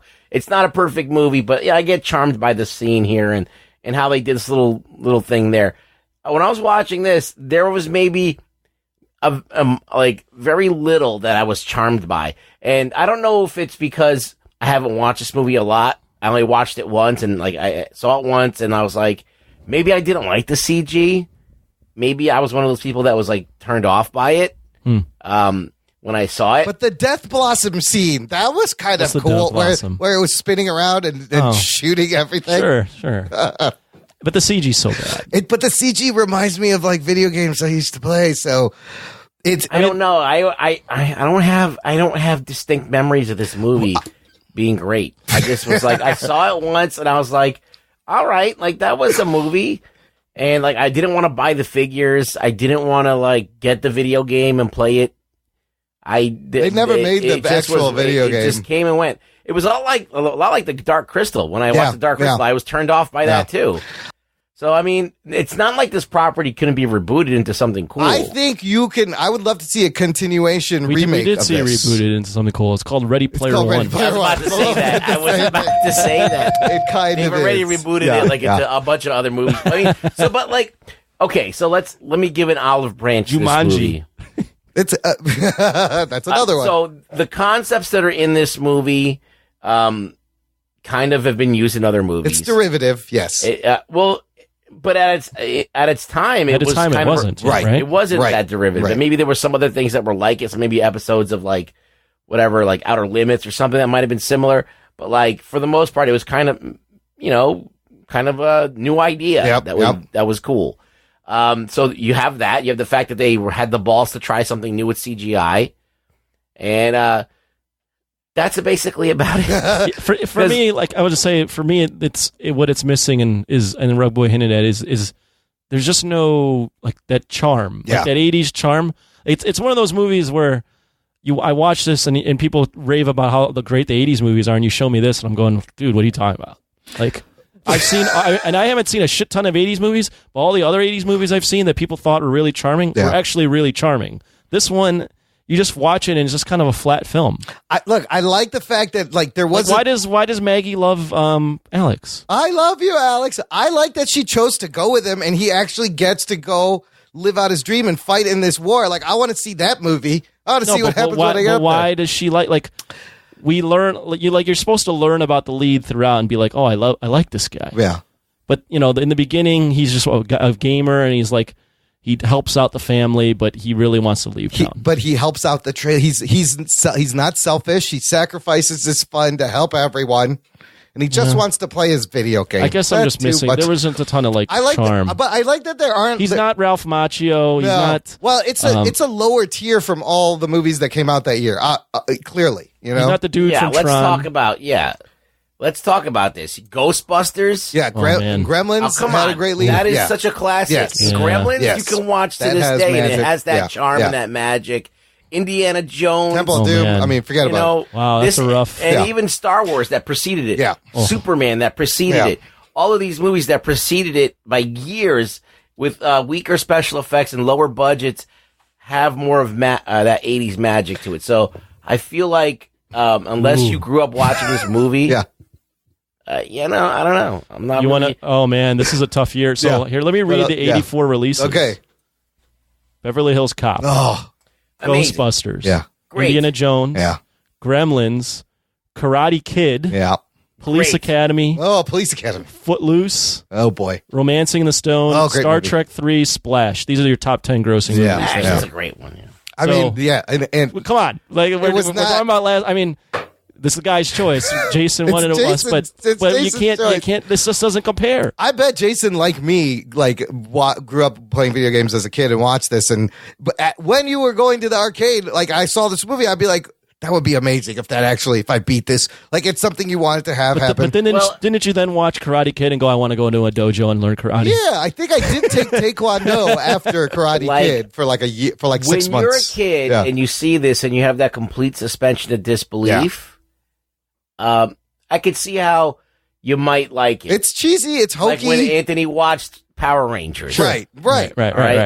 But to Anthony, there's something charming to that movie. It's probably the worst movie but he even admits it's probably one of the worst movies ever made. That's why I find this charming. I like. Yeah, I mean, I guess like if you're a kid at the time, that's why I was saying me as in 2019 watching this for the first time, didn't get it. You're not going to connect, but that's what I thought. I was very interested to see. Wow, what a year in movies. 84 was an amazing Dude, the year. 80s don't fuck dude. around, man. They really there's some great shit. What's the best movie out of those that I listed? They're all Indiana Temple of Doom. I mean, how are you going to beat Temple of Doom? I've watched the Karate Kid and Ghostbusters 1,000. I would say Karate Kid, Ghostbusters are like two of my all-time favorites. Although Beverly Hills Cop is an amazing. That's also a great one. Romancing the Stone is a great movie also. Yeah. Footloose. That's also good. Footloose, yeah, it was all right. Kevin Bacon. Yeah, okay. You gotta dance. Purple Rain came out that year too, which is a crazy movie. What a year. A year for movies. So this movie is struggling amongst those actual good movies. Kind of slips by, becomes a cult hit. Oh, Conan the Destroyer came out. But the fact that we had Tron War Games, it dealt with video games that nobody had done. The guy who wrote it, it's one guy, Jonathan Butel, inspired after a trip to an arcade. And the original trailer park setting was supposed to be suburbia, but he thought that's too much like a Spielberg movie like E.T. So they tried hard to distance themselves from, George Lucas and Spielberg with this movie, trying to make it different. But everything, he even says in an interview, everything comes back to fucking Spielberg. Revenge of the Nerds came out in 84. Oh, that's another great Jesus movie. Christ. They are working on a sequel with the original writer. So I think it can be remade. I read like a sequel or like a reboot. Sort of I feel. kind of want to see like a Didn't continuation. they make that series about the Future Man or something? Well, where the guy plays the video game. That's and Hulu. he's- That's a show on Hulu called Future Man. Same story. He plays a video Yes. game. They come So, like, and get him. It's kind of pointless to me. It's been done. They did Ready Player One. I think though the push this made for CGI for movies was huge, and it deserves that credit. I think this is a tough movie to remake. Now, not in terms of like it being difficult to remake, but just like the appeal of it. Like you'd really have to, because I just mentioned Jumanji and Tron and whatchamacallit, the Ready Player One. Like these are all the same kind of film. yeah, it all started with Last Starfighter. Though. Well, it really No, it actually started with Tron, right? Tron, but really, it's your King Arthur Sword in the Stone story. It's that plus Tron plus Tron. Star Wars. Yep, plus a little bit of Star Wars, a little bit of Back to the Future. What's a very odd thing about this movie? Yeah, is the main villain doesn't die. Oh, Zer? yeah, he just leaves. He leaves as if they're setting up a sequel. Yeah. He goes out the escape hatch. Oh, that's right. Oh, He's shit. like, oh, I get away. totally forgot. Yeah. At the very end, he does take off. Was there anything cinematic about any of that shit? No, it was real bad. No. So I read this other article that actually pointed out that the movie mirrors itself in a way. The same stuff happens from the beginning to the middle and then the middle to the end. If you think about it, in the beginning, Alex is playing the video game. At the end, his brother is playing the video game. Sure. In the beginning, they're moving away from Rylos coming to Earth. At the end, they're going to Rylos. There's a lot of interesting, structurally, it is a complete mirror. So I really enjoyed that you saw him play this video game, and then you saw him do the same thing in the real ship and get that satisfaction of like he trained and he took down the command ship. You think when, sorry to interrupt, you think when, James Gunn was making Guardians 2 that he was using this movie as inspiration let me look at for Last Starfighter. What did they do here? Well, for the what is it called? Those gold people? I forgot what their names were. Whatever they're called. Yeah. But they play video games as they're they shooting. fly it. around. That's right. They did the Yeah. same thing. It's the same kind of feel. Yeah. Plus, there was a Star Wars arcade game that you sat in and you could play like a TIE fighter, and it was all blocks and polygons. It looked a lot like that Last Starfighter game. But the heyday of arcades, the days when I would go down to the liquor store and play Super Mario Brothers, and it was fine. Nobody said shit. Oh, shit. Nobody was like, why do you have video games for kids in the liquor store? Nobody cared. For what it's worth, I loved video game arcades growing up. Were you big into the biking to the arcades, Anthony? No, my dad would take me, and he would literally spend all his money because I would just not leave a certain video game until I beat it. Oh, nice. Yeah, so he would just keep providing me gold coins. I just keep. Wow. I mean, this was cool dad. That was awesome. Yeah. You were there when the games were really good. In the golden age in the 80s. I was going. Well, I wasn't there in the 80s. No, I'm saying that this movie in that time frame. Same thing though. Like you saw it in Stranger Things. It was kind of very accurate, where everyone would hang out and you try to beat a game. But the arcades were pool halls when I was a kid. Yeah. You go to the pool hall, and there was an arcade in the pool hall. And That's true. Or the movie theater had the arcade. Yeah. Nowadays, it's either you don't even see them anymore nowadays. No, they're around. I mean, you have to go to like either a chain, like a Dave and Buster's, where everything's really expensive. Yeah, where they do that, but they'll combine like an arcade with like a bowling alley / bar. Or you go to the beercades. The beercades are popular. Where for their adults, where they have all these 80s video games, and then they serve craft beers. Have you been to one of those here in Chicago, Anthony? Yeah, been to plenty of them. I gotta go to one. I've been dying to go, and it sounds like a lot of fun. We used to play Street Fighter and Mortal Kombat, right? Yeah. And we would start housing people and everything. Then, this is not to sound racist. Oh, no. Which means then the Asian guys show up, and they wipe the floor with everybody. Of course they would. So you feel really good about yourself. And then, boom, you got destroyed. As soon as he put the quarter up, you're like, fuck. And then that was it. You're done. Because they knew the game. They knew the game way better than we did. Dude, some of my favorite, like Paperboy, Kung Fu Master, Gauntlet. Fucking Galaga was always great. I love these just classic games that seem to have come out of nowhere. All the arcades and this movie kind of picking up on that. You know, I think it was smart of them to use this because of the popularity of arcades. But yeah, it's a hokey, cliched movie. It's complete nostalgia play for me. It They just didn't do a reminds really me good job of it, though. I don't think if they did a better job with it, I think it would have stood the test of time. With those other What, like bringing the atmosphere of an arcade or something. Or I think just making a better film. There's just something missing. No, I know. There's just something missing. Like it doesn't have those What about- movies I listed. It doesn't have that charm. What would be a movie about video games that would be somewhat close to that? Do they like the feel of this? Yeah, Ready Player One's the only Ready one. Player I One guess. is the one, and I think I never saw the original Tron. I saw Tron Legacy. Oh, the first Tron's fucking good. I wonder if that holds up. What if we about watch the it. Wizard with Fred Savage and the Power Glove, the Nintendo Power Glove? I think this holds up as a video game movie because it's not actually adapting a video game, and every movie that's tried to adapt a video game has not been crazy successful. The movies What did that it get on Rotten Tomatoes? it got 77. Wow, that's 70, a little bit high. higher than the audience score of 69. What was the average critic The rating? average critic rating 6.23 out of 10. So it got just 6.2. But yeah, so you can look at this movie as a movie and a piece of art as a medium, but then I can't separate it from me growing up playing video games and this movie just coming on TV. So this was and one of your always favorite watching movies, it. huh? I've seen this movie many times, and I do really enjoy. I love the ship. I think the ship's really well designed. Like it's the game looks cool. I kind of want to play it. I don't know. I think if you added if you redid it with the better special effects now, it would be, you could make it special. I think the movie is missing a lot. It is. I think that what they have there is not too bad. I've seen worse. Yeah.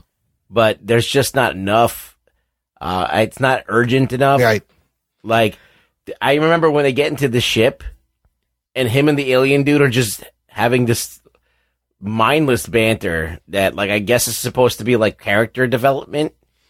And I was just like so bored. I'm like, just fucking shoot something. But they do unpredictable. Yeah, for me, I was gonna say Centauri. Yeah, like I'm sure that's a lot of people's favorite character. For me, he doesn't hit. It's too weird. Why? I don't know. It's just like, why is this alien dressed like a male Carmen Sandiego? Like, what's going on? He's fashionable. Or was it Dick Tracy? Kind of like a Dick Tracy. It was why? I don't understand. He's trying to And blend why is he in. so goofy? Like I just don't get He it. takes his face off and then has to put it why back did on. he take his face off while he's driving? While he's driving. It's Freaks such a the guy out. strange. So here's some of character. that. But see, I think it did smart things. Like when he first arrives at the spaceship, everyone's speaking alien languages. He can't Yeah, understand I like everyone. that. And then they're like, here's a translator. That's and good. now he can hear. And they explain that. Even the women have receding hairlines. Yes, they all have very large skulls. But they even explain how the ship worked. The fact there's a navigator and a gunner and the way that was set up. I thought that was kind of cool. I don't know. There's little things I like that he goes on the mission at the end. I also like how initially Centauri takes him up and he's like, "You ready, Alex?" And Alex is like, "I don't want to do this," and leaves and goes back. And then at that point, he has the communicator and has to call Centauri because they forgot fucking Beta Alex. So that was kind of a left turn. I think another point for me is like the villain being Zur. Yeah, it's just too corny. The guy is like straight out of Zoolander. The way he's acting, he kind of has the same hair Will Ferrell had too. It's just a same strange. shaped Like, head. it's just Bugatti. Yes, because he does this super serious thing where he melts this guy's head, but he's just like, I don't know. I couldn't buy in. I mean, Darth Vader was intimidating. Yeah. He was this dude who was just very stoic, with the mask on, no emotion, Sir, with maybe the breathing, not the most There's so much atmosphere. Yeah. And here you just got this weirdo. Right. Look, clearly not as There's much. a lot of weird shifts in tone. Yes. And yeah. And it's not like cutesy. Like there's a lot of 80s movies that have weird shifts in tone or dramatic shifts in tone, but this movie seems like it's shifting its tone every scene. Yeah, it's like all of a sudden sexual Is it a innuendo. rom-com? Remember when his girlfriend was feeling randy? Yeah. She's like giving him like the signal. I love we're what gonna go. Beta It's Alex- fun. Maybe we can do this again later. Beta Alex is like, she stuck her tongue in my ear. What am I supposed to do? I don't Right. know. I love what I love the practical effects when he takes his head off and he's just clearly has his head through the table, Through and his there's tail, another yeah. guy with his head How bent did down. they do that? Yes. Well, that's how they did it. And Okay, the they kid, put this. the kid sees him. He's like, "What the This shit?" is your worst nightmare ever. Go Go to back sleep. bed. Some of that stuff is it's just cheesy 80s fun, you know. Yeah, it just doesn't hold up. It doesn't hold up, but it's wholesome. I find it charming. It's a little bit charming. All right, well, Imran loves I find it a Can, little bit can we charming. rate it and get over with? Yeah, let's rate it. I'll go first. I'll give it like a 7. 7? As a nostalgia thing, as a movie, God. probably like a 6. It's 1 point as a nostalgia. Okay, as a movie, for a it's like movie in 6. the 80s that you think held up, you give it a 7. I would say. I'm gonna. Oh, go ahead. Go ahead, Anthony. Go ahead. Anthony. Oh, I was gonna say. If I'm trying to be generous and be like, well, it came out in the 80s, I'd go 5, but I really am leaning towards a 4. Oh. I'll bridge the gap and I'll give you a 5. But I really wanted to give you like a 4.5, but I'll give you a 5. It's not horrible, but it's really not all that good. Like if I was intoxicated and watched it like on fast forward, maybe I would. Yeah. It just takes me back. You know what? I came into this thinking I'd rate it a 6 or a 5, Yeah. but then I saw the 84 movie list. And I was like, oh my God. Compared to those movies, those are all classics. This is why no one I've met ever talks about this. It got Look, buried. I love 80s movies. Yeah. I grew up in the 80s. I remember when I watched this when I was a kid. I didn't like it. See, I liked it when I was a kid. Yeah, I was like, this is not for me. And then like Willow was one of the movies I didn't really like either. Yeah. But then I watched it again like a little bit later in my childhood and I liked it. And I was like, oh, this is actually pretty good. And then I watched it again as an adult and I was like, yeah, I like it. There is a certain magic to Willow that this doesn't have. Yeah, I mean, it's Ron Howard, and he helped with George. Well, it's from also George the Lucas fact that and you shit. have little people in the lead, and the little guy that starts. What's his name? Warwick Davis. Warwick Davis is very charming. Yeah, in that he role. can got lead, young Val he can Kilmer. lead a movie. Matt Monaghan. Oh boy. Yes. What is the line in this movie? What the Every shit? 80s movie has a line or two that you can quote, right? Yeah, This doesn't.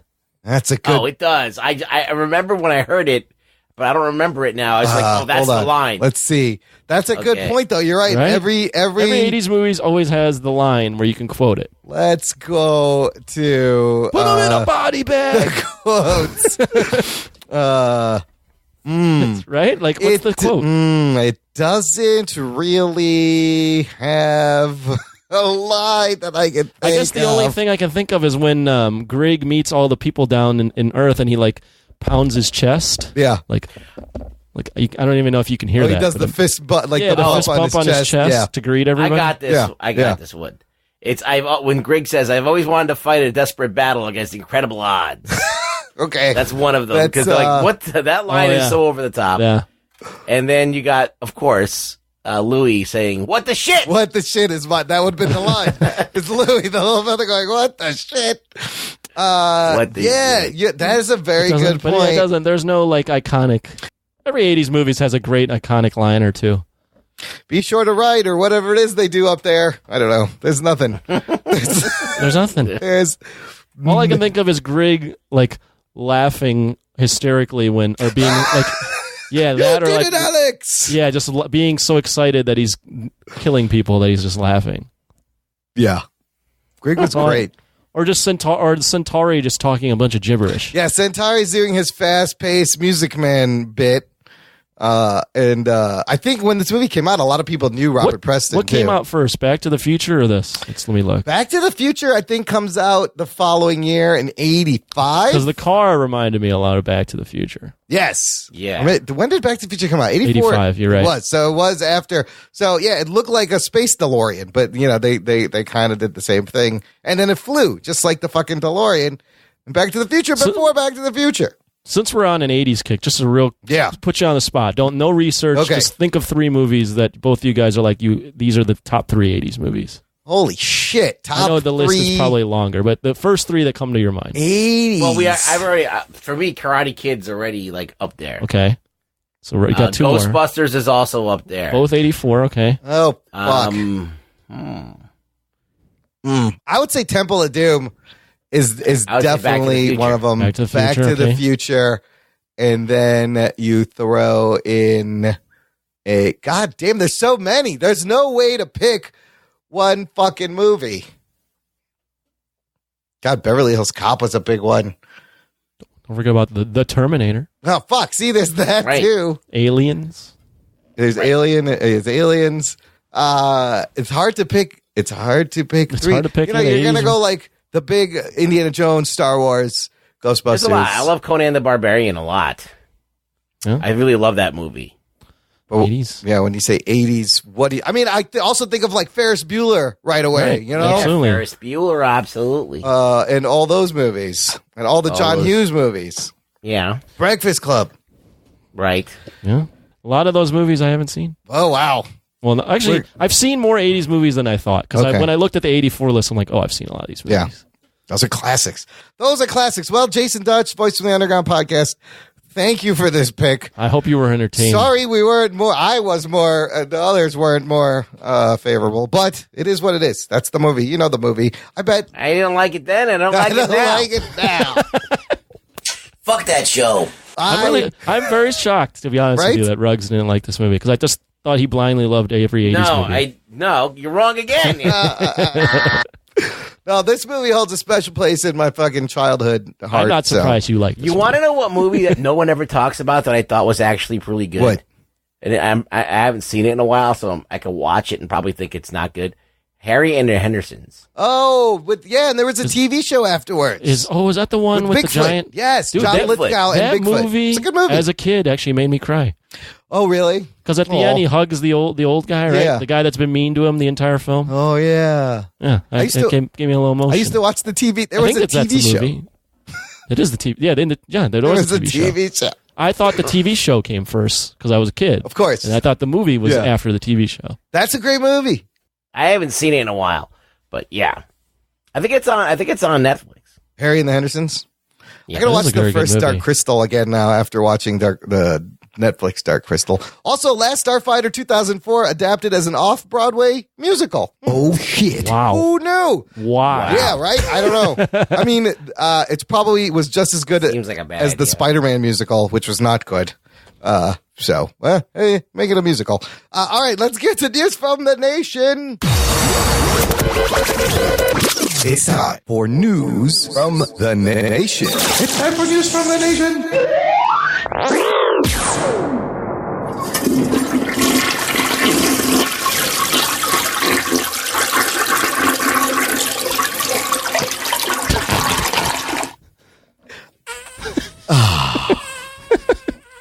Listen, you can be damn sure CGI in movies would not be where it is today if it wasn't for The Last Starfighter. Sure. It's the last thing I'm going to say. Give it a little prop.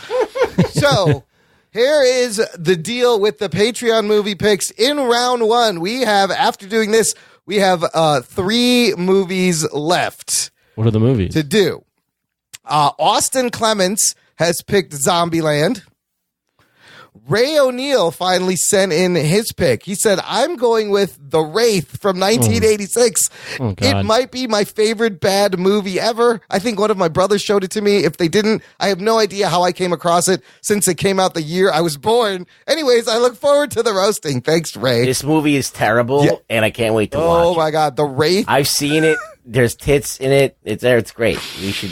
There's a hot chicken in Anthony. If that'll do something for All you right. right there. It says, after a young man is murdered by a road racing gang of motorheads, a mysterious fast-driving spirit descends from the sky to take revenge. It's like Ghost Rider. For what it's worth, when I saw the trailer to Last Starfighter, Yeah.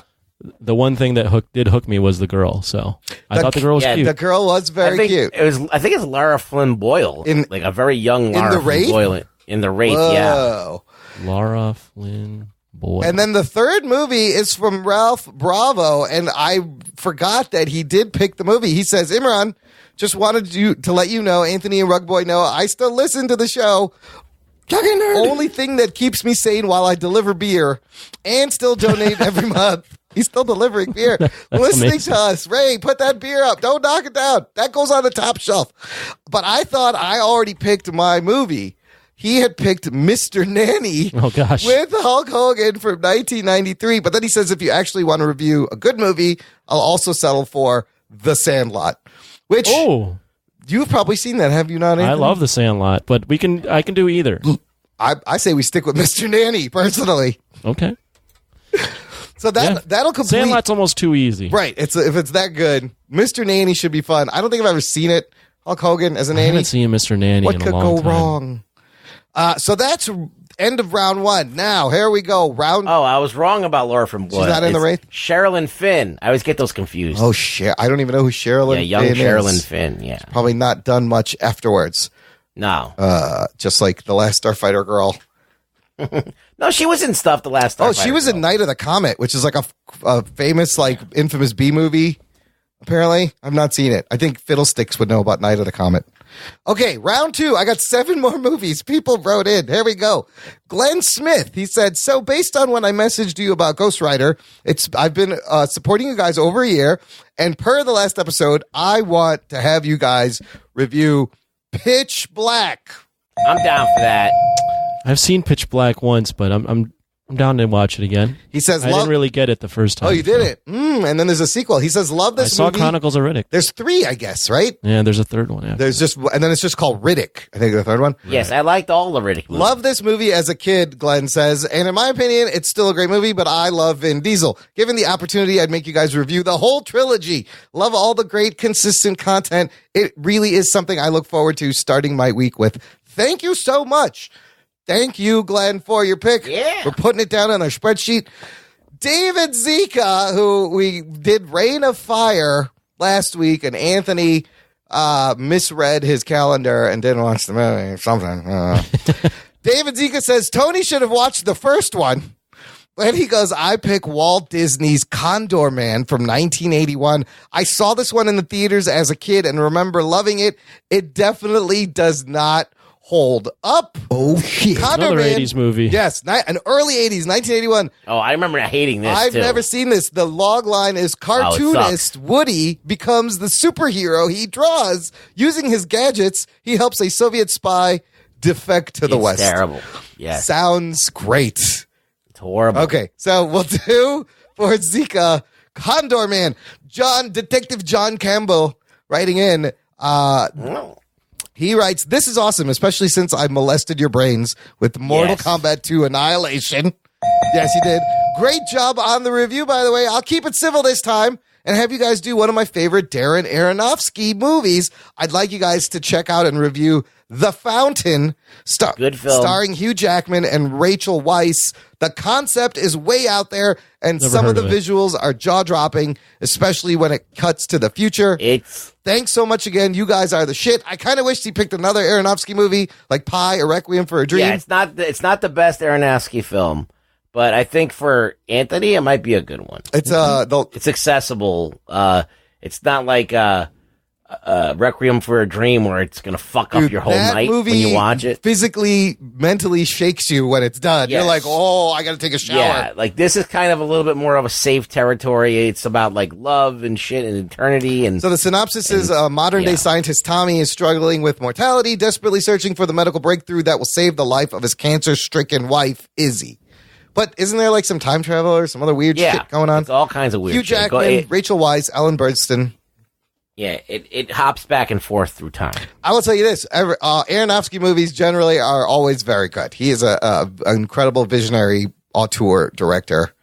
I love a lot of his stuff. Absolutely. So good one, John Campbell. Jose Ibarra, who we did Willow for, Motherfucker. just says 12 Monkeys or Looper. I'll let you choose between those two time fuck movies. These are both great movies. Wow, that's just a roll of the dice here. You got 12 Monkeys Brad Pitt, with Bruce Willis, Brad Pitt and crazy. And it's directed by fucking what's his name? The guy that is Terry Gilliam's movie. Well, not fucking wacky ass director. He directed a bunch of movies that I like. Or Looper, that's done by the guy who directed Star Wars: The Last Jedi. Yes, Ryan Johnson's Looper with also Bruce Willis and JGL, Joseph Gordon-Levitt, also Emily Blunt. Who wants Looper's much more accessible. It's a lot more. 12 Monkeys is a great mindfuck.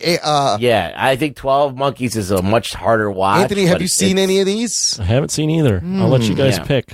Think about it. We don't need to You decide want to roll now. the dice and make Anthony suffer 12 Monkeys. You want to have Anthony have an easy watch. Looper. I might lean towards the 12 Monkeys. I don't know. We'll see. Lisa Morrison. This is great. We did Serenity with the Nathan Fillion Firefly TV show movie for Lisa Morrison.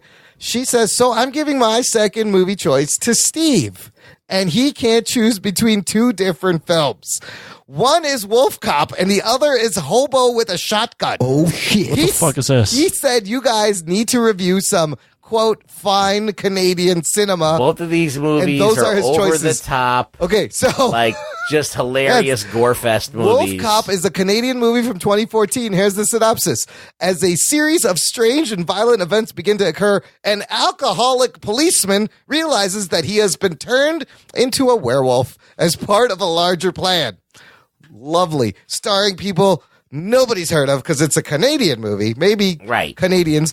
Hobo with a Shotgun, it's pretty much what the title is. This is from Rutger Hauer. This is from 2011. Oh, this is Rutger Hauer. Here's the synopsis. Homeless vigilante blows away crooked cops, pedophile Santas, and other scumbags with his trusty pump-action shotgun. Love it already. It's like Punisher.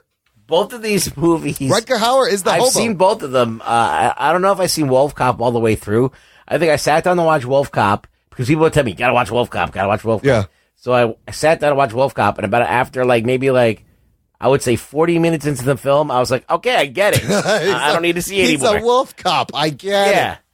And I was like, I'll get back to this one day. What about Hobo with a Shotgun? Should we do that one? I think I did the same thing. I don't think I made it through the whole film. Great. I get it. Okay. It's one of those things when I see something that has a comedy to it, and I'm like, I can't take this movie seriously. So, and I'm not laughing. There's too much gore for me to laugh. Like, I don't laugh at gore. Yeah. Like, even when it's ridiculous, like it is in these movies. So I'm just like, all right, I get it. It's funny and cute, whatever. So I just moved on. What's that horror movie with the two guys in the woods? It's like a comedy horror movie. Shit, I can't remember. It's really good. It's real descriptive. It's what was that? Say that a movie again? where it's the name of the movie is like two guys and they're in the woods and they're being chased by a killer, and it's kind of known as a comedy horror movie. And it is called Tucker and Dale versus Evil. That is a very good movie. It's funny and it's like scary gory, but it is funny. Zombieland also kind of falls in that. So, all right, Lisa Morrison, we'll pick one of these. I don't even know where we can watch these goddamn The only one of those movies. movies that is okay and watchable is the Army of Darkness. Anthony, you're going to have to choose between Wolf Cop and Hobo with a Shotgun. I'm leaning towards Wolf Cop. Okay, Wolf Cop it is. Like, none of these picks are impressing me right now. No? Okay, how about this one? Mr. Nanny, maybe. I tried to watch Mr. Nanny. I thought we were going to do it. We oh my God, now. it's so bad. That's still round one. Wes Cranford, the Yank from down under from Australia, writing in. We had done Scott Pilgrim versus the World, which is only on our Patreon listener. You want to hear that review? Sign up for the Patreon. He writes, how's it, guys? First of all, awesome show. Not a big sports fan, but great to see that the jock and nerd is turning more jockey. Like to hear the pain in Imran's voice. It's quite funny. One little piece of advice, I think maybe someone should take Anthony's phone before the podcast because he's obviously not paying attention in class. Also, that end bit about East Coast deli subs is fucking killing me. Been way too long, but the real reason I'm sending this is just to put forward my new movie pick. I really struggled with this one. So many really good films. I'm going with Raising Arizona. Oh, shit.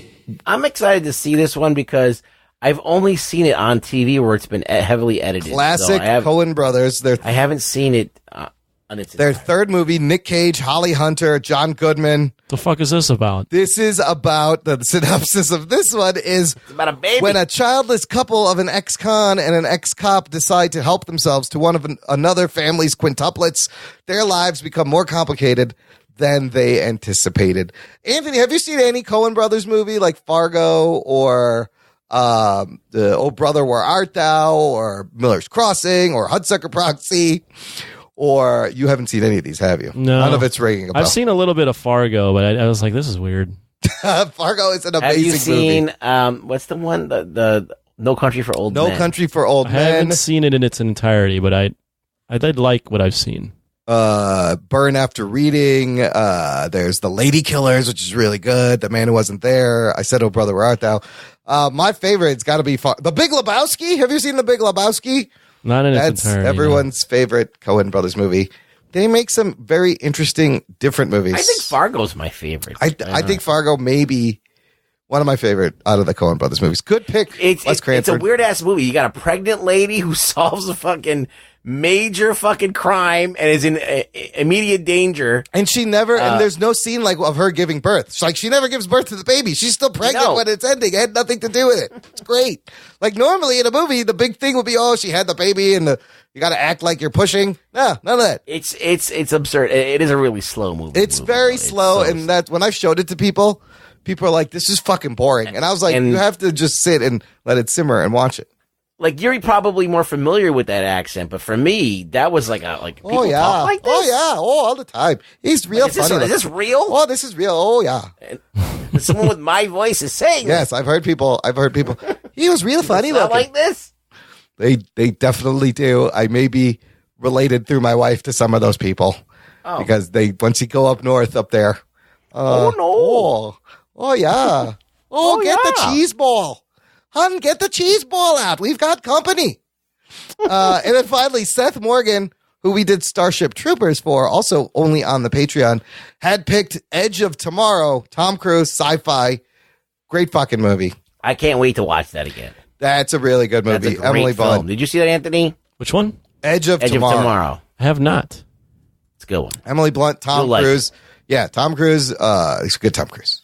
Love the Tom Cruise. And it's not Tom Cruise. It's actual Tom Cruise. Not like it's Tom Cruise like, at his cruisiest. He's very cruisiest. So the other guy doesn't know what's going on, but then figures it out eventually. And we all figure it out like every at movie. the same time. I do sort of enjoy, not really, but a little bit, that the show has kind of evolved from us talking about purely geek stuff to people just making us watch movies. Just random things. Yes, we're expanding. We got orders to fulfill. Well, to be honest with you, comic book movies are not my favorite kind of movie. Right. I watch all kinds of movies all the time, and I like to talk about those other movies. Well, we have an opportunity now. Absolutely. Same thing with, TV shows. Comic book TV shows are relatively new, and there's a lot of great TV shows that are out there. But we don't have to just talk about it. It's just a hook. It's just a hook to get people in. No, that's the thing I like about this is like a lot of these films, they are entities into themselves. Yeah. They're not something that's being adapted. Yeah, they're somebody's childhood's original. not being raped by making this film, or we don't have nothing to compare it to. It's just like some guy's idea. Some guy thought it would be a cool idea to make this movie, or some woman decided to make this movie, some person, and this is their vision. And the studio kind of backed them up, made it happen, and you get a lot of weird shit, and shit doesn't happen anymore. It's a collaborative medium, and people. Well, I can't wait to watch these Canadian movies. Honestly, that got me the most excited. I was like, what the shit is a wolf cop? I'm going to have to watch this. That should be great. Definitely. These are both on Netflix, like, if I remember. Oh, they are great. Definitely going to need a beer. I don't know if they're still on Netflix, but they were. Both. I saw these both on Netflix. No, they're probably not there anymore. Definitely going to need a beer watching Wolf Cop. I think that will help the movie. We have one Felty League update. All right. Here's the National Felty League update. What's up, guys? It's Chaz Hibbard. I'm going to double down. The better looking half of Jock Talk. Wow. Here with another National Felty League update. Damn. Just to be clear, dad bods are in, so no one cares about abs. So no one cares about your abs, Tony. We're not going to be doing an ab off or anything ridiculous like that. Because you'd lose. Moving on, our first game. Ray Swanson's Titan Snaps beat Bill Mathis's Midtown High Tigers. Both teams scored 113 points, but Ray's team had more points off the bench, so he wins the tiebreaker.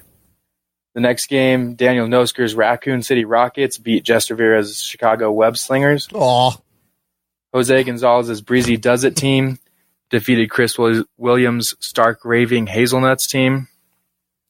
Remberto Rivera's Felty Falcons beat Blake Braden's Gardner Minshew Mustache. It's definitely an upgrade on the name there, Blake. Was he Anus Rising? Mouse Rat, Byron Goff's team, was defeated by defending champ Game of Thrones Matthew Lawrence's team. And then I got my first loss of the year as Ray O'Neill's Sinister 9 team beat my OJ's Parole Board team. That was week 3 of the National Felty League update. Talking nerd. Oh, what happened to Anus Rising? We changed the name. Thanos Rising. Thanks, Chaz. Yeah. Dad bods are in, I guess. That's the deal. If that's true, I should be on a fucking cover of GQ magazine. Oh shit. You know what I'm saying? I don't even have kids. I got a dad bod. I'm way ahead. You do not have a dad bod. Put Your me on body is Fat Stoners Weekly. What exactly is a dad bod? Dad bod is like when you have, it looks like you worked out in the past, but you've let yourself go and you have like kind of a belly. Like skinny fat a little bit?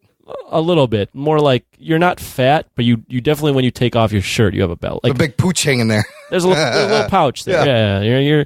You're not exactly like the most muscular, but you were in the past, maybe. Used to be. Yeah. And now you're a dad, and that's what happens. Yeah, you just kind of let yourself go, but you're not like completely obese. Dad bods are in. That's what I've heard. That's the thing. So what's Imran? Imran never fat. worked out a day in his life. I'm a healthy fat, like avocado. He did CrossFit. Yeah. He did CrossFit. I'm what's known as a healthy fat. It's all healthy. Imran did CrossFit to get a dad bod. Imran's waist starts at his neck. Yes, I have no belly button. I had it surgically removed, and then I had him just strap my top half to my bottom half.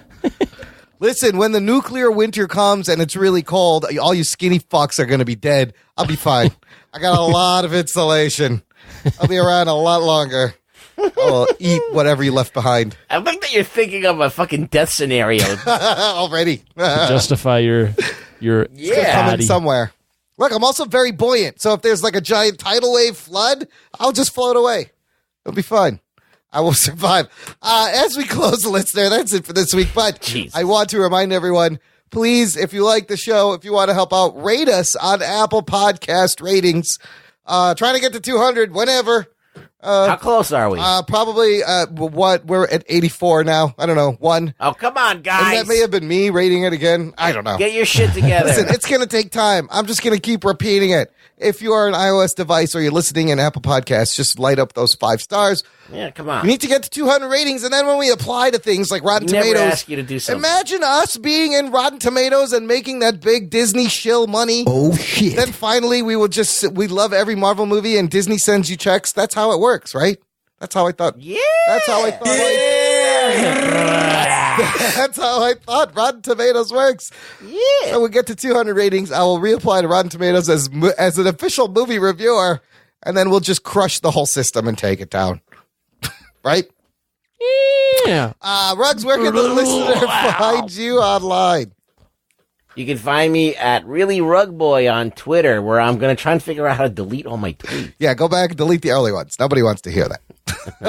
They're coming for your tweets, motherfucker. They are. Show notes at jockandnerd.com/295. Links to everything we talked about, how to get in touch, how to subscribe so you never miss a show, how to support, all that fun stuff. Spread the word, listener. Tell a friend. Get someone who loves the 80s. There's people out there who like Last Starfighter. Find them. Share this show like me, and we will love you forever. Thanks for listening to the Jock and Nerd Podcast. My name is Imran. My name's Anthony. He's the Jock. He's the nerd. We'll peep you next time. My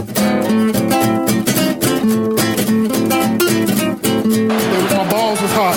Let me tell you about Tony, all right? Tony ruins lives.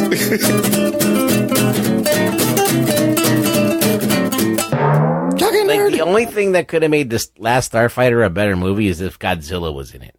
Where we give you comic book and TV movie news, reviews, and interviews. No, that's not right. I'm going to say that again. Interviews. You know what? I usually have it in the You notes. used to say that. And we used to do interviews.